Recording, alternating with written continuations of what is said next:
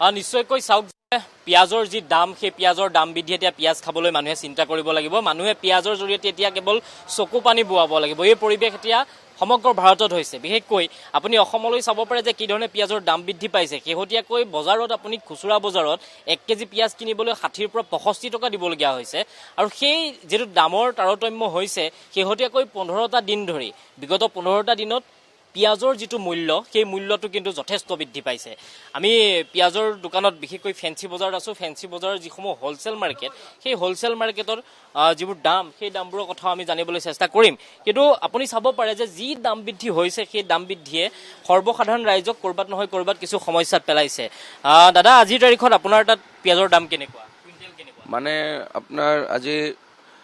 47 ৰ পৰা 52 লৈ আছে সবৰ কোনটো পিঁয়াজৰ দাম কেনেকুৱা নাসিক আজি 47 চলি আছে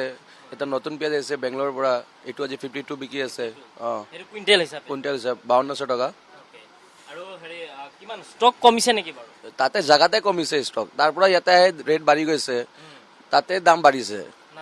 নাসিকতে য'ত পিঁয়াজ উৎপাদন হয় তাতে দাম বাঢ়িছে তাতে কিনিবলৈ যিসমূহ দোকানী আপোনালোকৰ তালে আহে তেওঁলোকে কিবা কিবি কয় নেকি কয় দাম কিয় বাঢ়িছে মই কৈ আছো কি তাক জাগাতে দাম বাঢ়িছে সেইকাৰণে ইয়াতে দাম বাঢ়িছে এটা দিনত আপোনালোকৰ দোকানত কিমান পিঁয়াজৰ প্ৰয়োজন হয় মানে আমি ডেইলি পাৰচেজ কৰো ডেইলি বিক্ৰি কৰো স্টক সিস্টেম নাই কিমান পাৰচেজ হয় 40 বেগ 30 বেগ এনে ৰেগুলাৰ বেসিস গৈ থাকে 40 এই দামটো কেতিয়া পৰা বাঢ়ি আছে মানে 4 দিন 5 দিন হৈছে আৰু 5-6 দিন হৈছে এনেকুৱাকে বাঢ়ি আছে এতিয়া আপোনালোকৰ তাত ষ্টক কিমান আছে অনলি ইমানে আছে মানে 30 বেগ আৰু যিমান চাই আছে কিমানে আছে ওকে ইয়াৰ আগতে কিমান দাম আছিল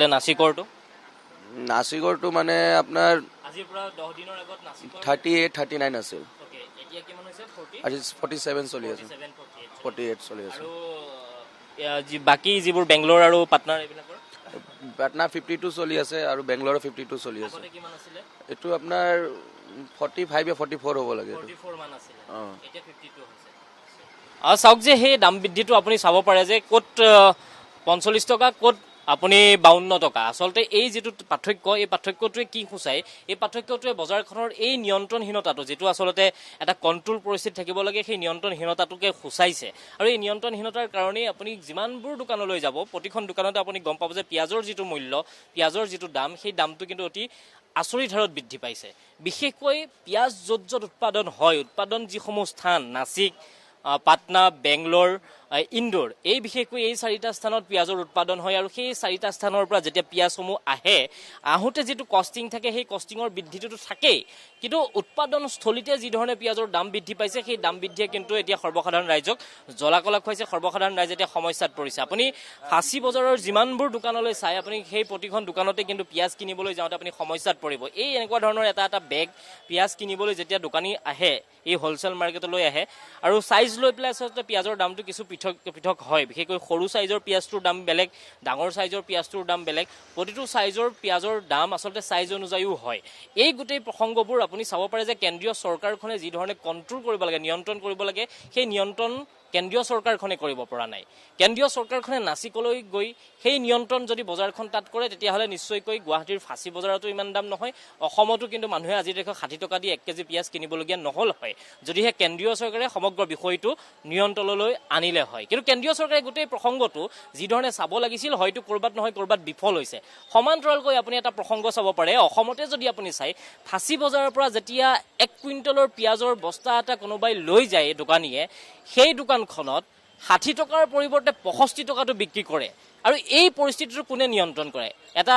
সাপ্লাই বিভাগ আছে অসম চৰকাৰৰ সেই বিভাগটোৱে নিয়ন্ত্ৰণ কৰিব লাগে ডিসিৰ অধীনত অৰ্থাৎ জিলা আয়ুক্তসকলৰ অধীনত একোখনকৈ টাস্ক ফোৰ্স গঠন কৰা হয় যাতে বজাৰৰ এই দামবোৰ নিয়ন্ত্ৰণ কৰিব পাৰি কিন্তু সেই টাস্ক ফোৰ্সবোৰ আজিৰ তাৰিখত